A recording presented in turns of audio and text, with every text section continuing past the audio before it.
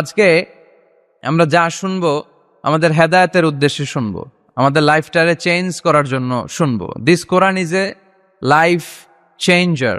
এই কোরআন মানুষের life change করে। It's a problem solving methodology. এটা প্রবলেমের সলিউশন করে দেয়, সমাধান। কিন্তু এই সমাধান আমাদেরকে নিতে হবে। আমরা এই সমাধান নেওয়ার জন্য প্রস্তুত তো? ইনশাআল্লাহ। সারা বছরই সুস্থ ছিলাম, ঠিক কিনা?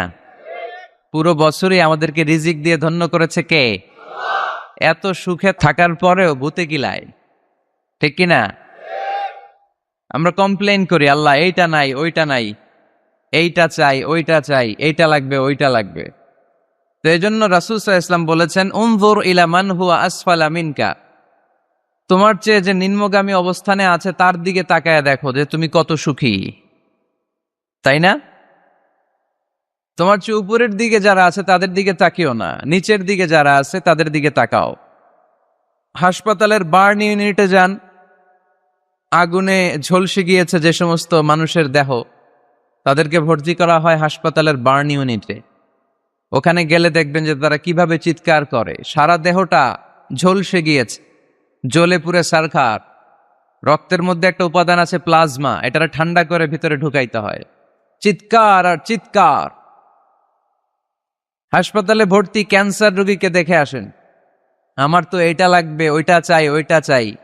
একজন ক্যান্সার রোগী, ওরা জিজ্ঞেস করেন, ভাই তুমি কি চাও? কয় কিচ্ছু চাই না, আমি খালি বাঁচতে চাই। আমি অনেক কিছু চাই, কিন্তু ক্যান্সারে আক্রান্ত রোগী কি চায়?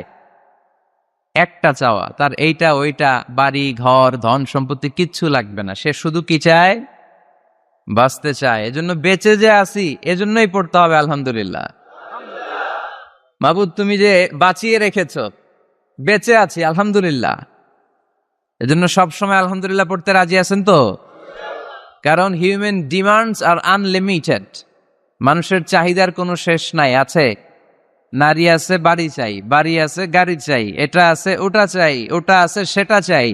আল্লাহ রাসূল সাল্লাল্লাহু আলাইহি ওয়াসাল্লাম বললেন, ওয়ালাইয়ামলা আফাহু ইল্লা তুরাব। কবরের মাটি তোর মুখে ঢোকার আগ পর্যন্ত তোর এই চাই চাই স্বভাব কোনোদিন থামবে না।